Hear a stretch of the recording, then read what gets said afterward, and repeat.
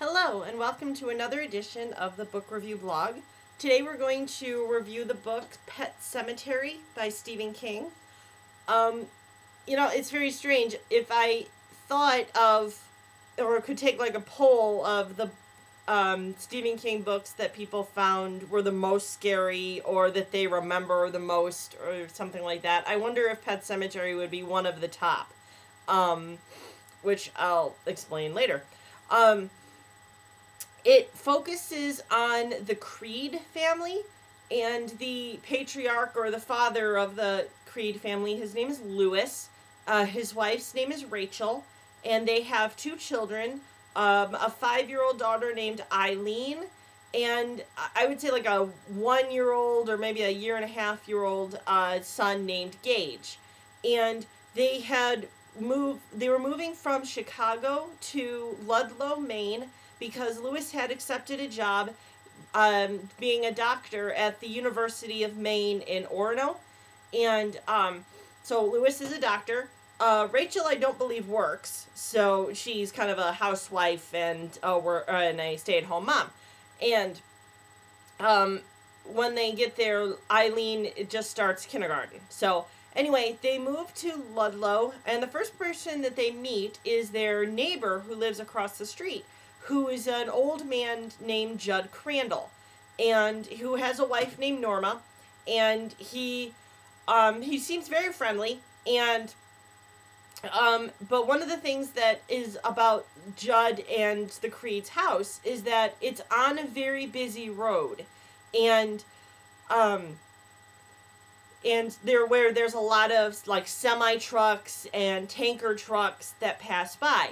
And one of the first things that Judd warns Rachel, basically, is, keep your kids away from the road because there's trucks that pass all the time. So, they're like, okay, we will.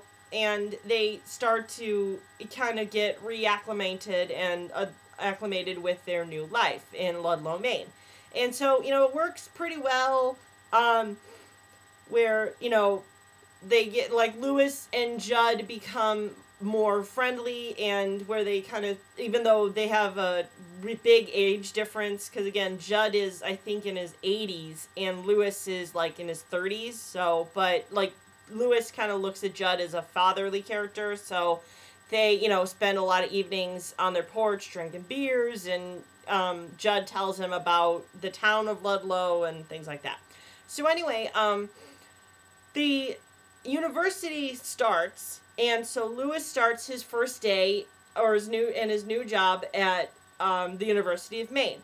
Well, on his first day, he gets a really bad accident where a jogger had been struck by a car, and the jogger went to the university, and so he was taken at first into Lewis's office, or Lewis's, the doctor's place. And this jogger's name is Victor Pascoe, and one of the things that Victor eventually dies, but before he dies, one of the things that he warns Lewis about is to stay away from this thing called a pet cemetery. And Lewis knows what he's talking about because before he had started his new job, Judd had taken the family basically on a trip through a path in their yard that was kind of part of their property, and they had walked along a path and had found this like pet cemetery, and Judd was like, oh yeah, it's nothing big, it's just kind of where the people in this area would bury their pets. And Lewis and Rachel thought it was, cute or fine, but they're like, we're not taking our kids here, it's fine, but it's a little scary type of thing to think that they live on or near like a cemetery, even though it's for pets type of thing. Anyway, so again, after Victor dies, life moves on a little bit for the Creed family and Crandall family. And another person who I didn't mention in the Creed family is a character named Winston Churchill, and it's not a person, it's a cat, and this cat is named Church for short, and it's over Thanksgiving that Lewis is alone in his house because Rachel, Eileen and Gage are back in Chicago with Rachel's parents. And Eileen really loves Church. Like, Church is basically like her cat. It's not a family cat, it's really her cat. And what happens over Thanksgiving is that Church gets run over by a truck. And Judd realizes or knows that this is like Ellie's devoted cat, and so he's like, okay, Lewis, I'm gonna go take you to bury your daughter's cat. And so they start walking along the path towards the pet cemetery, but they don't stop in the pet cemetery. Judd continues to walk down through woods and down more paths and stuff. And Lewis initially is like, where are we going? Why aren't we burying my daughter's cat here? And Judd begins to tell him about another graveyard or another burial ground that belonged to the Micmac Indians.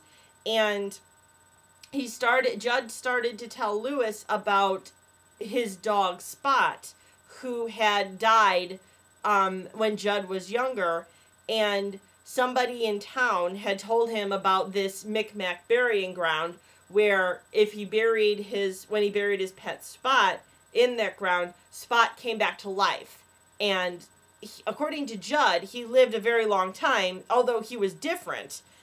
He wasn't like a carefree dog, but he was different. But he lived a pretty long life. So again, Judd has the idea that if Lewis buries Church in this Micmac burying ground, then Church will come back to life before Ellie realizes that he died. And so it'll be like he never died in the first place. So they bury him in this burial ground, and Church eventually does come back to life. And Lewis notices that he's different. He's not like Spot. He's not mean or anything. There's just something off about him. First of all, he smells because he's dead, or he smells like he would be dead. But again, he's just a fine cat, and again, other than a smell and just kind of off about him, there's nothing wrong with this cat. So anyway, again, it's, a time story where time moves on. They have Christmas, it's a good day, or, it's a good time, and then they have, like, the rest of winter, and it's a nice time, and then they have spring. And during the spring, their youngest son, Gage, dies. And he also, like Church, gets run over by a truck. And so this is really, of course, very bad and very hard for the Creed family. Rachel, who experienced death with her sister when she was younger, is really, almost like catatonic, and so is Ellie. And so what Lewis does is he sends Ellie and Rachel back to Chicago again with Rachel's parents, and Lewis has this idea, basically in theory, if Church was buried in this burial ground and came back, I can bury Gage in this burial ground, and Gage will come back. And, good idea in theory, but a lot of things are good ideas in theory.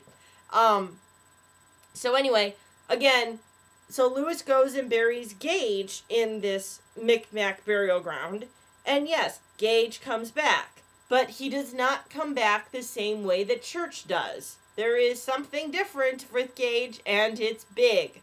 So again, if you've read the book and have seen the movie, you know exactly what I'm talking about. If not, you read the book, and you figure out why or how Gage is really different.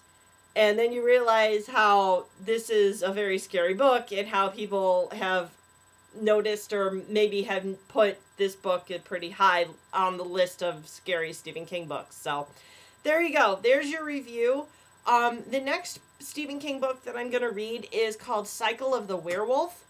And I don't have the actual book with me. I'm going to listen to it via audiobook. So Anyway, I bid you all farewell and happy reading.